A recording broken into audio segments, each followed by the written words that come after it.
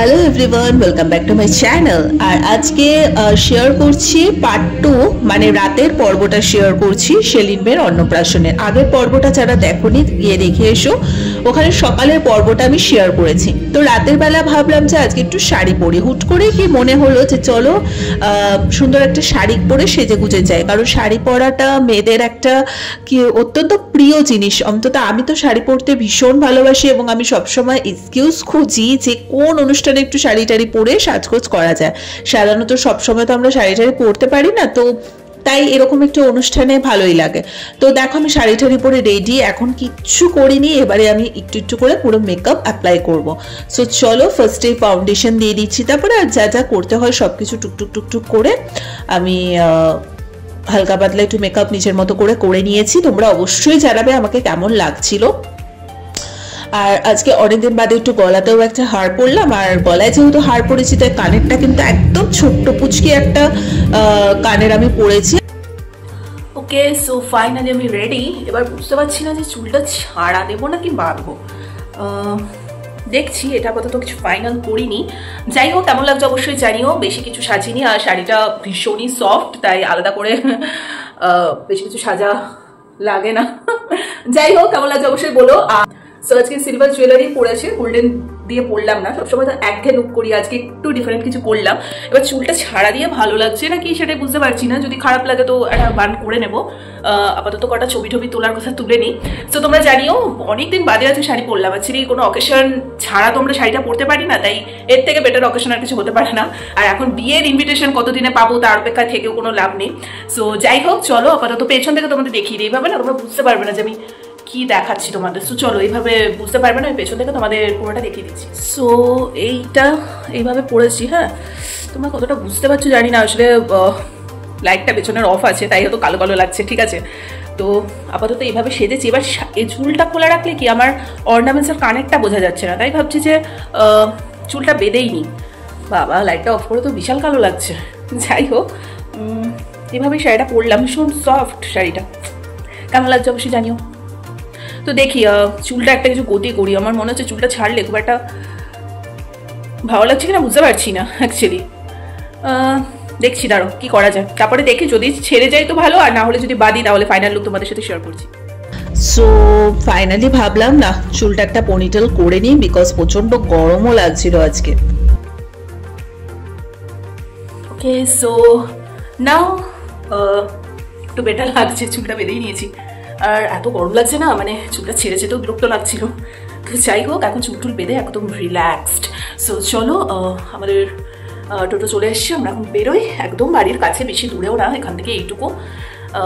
তো কেমন লাগছে অবশ্যই জানিও, কিন্তু অনেকদিন বাদে যে শাড়িটা পরলাম। সো চলো, সমস্ত ছবি রিলস একটু একটু করে ছাড়বো, পরে সব তোমরা দেখতেই পাবে। সো আমার সাথে থাকো আর দেখতে থাকো। সো অ্যাজ ইউজুয়াল আমি ভাই তো অলরেডি চলে এসেছি, আর রাতের বেলা ডেকোরেশনটাও দেখিয়ে দিচ্ছি। সকালবেলা একরকম লাগছিল, রাতের বেলা আরেক রকম। তো ভীষণ সুন্দর করে বাড়িটা সাজানো হয়েছে, এবং অলিশোনার দুদিকে দুটো পোস্টারের ছবি ছিল, এত মিষ্টি লাগছে কি বলবো।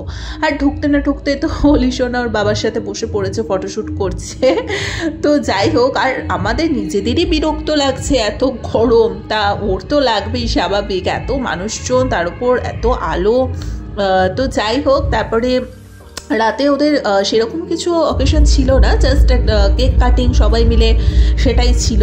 তো ভাই তো অলরেডি অলিশোনাকে কোলে নিয়ে নিয়েছে, এবং উনি চুপ করে একদম গায়ের সাথে লেপটে রয়েছে, এত মিষ্টি মানে কি বলবো। তো যাই হোক, সবাই মিলে ওকে নিয়ে শুধু চটকায়, তো খুব ভালো। আমার আর ভাইয়ের কোলে গেলেও একদমই কাঁদে না, পুরো শান্তই থাকে, চুপচাপ থাকেও।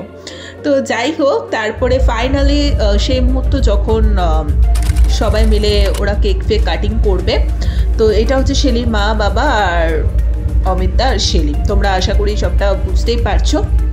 তো যাই হোক, কেকটাও কিন্তু ভীষণ সুন্দর, মানে কি বলবো। তার সাথে চারপাশে আবার বেশ কিছু চকলেট দিয়েও ডেকোরেশন করে দিয়েছে, যাতে জিনিসটা দেখতে বেশি ভালো লাগে, আর কেকটা খেতেও খুব ভালো ছিল।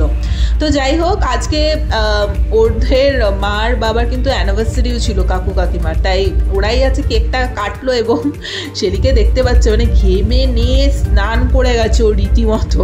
আর সত্যি মানে কি বলবো, এই জানুয়ারি মাসটা শেষও হতে পারেনি, তার আগে থেকে যা গরম স্টার্ট হয়ে গেছে তার টোটাল এখন বুঝতে পারছো তো, গোটা মানে এখনো এপ্রিল থেকে মানে এখনই মানে ফেব্রুয়ারি মাস থেকেই গরম পড়ে গেছে, যে কি হতে চলেছে সত্যি সেটাই হচ্ছে ব্যাপার।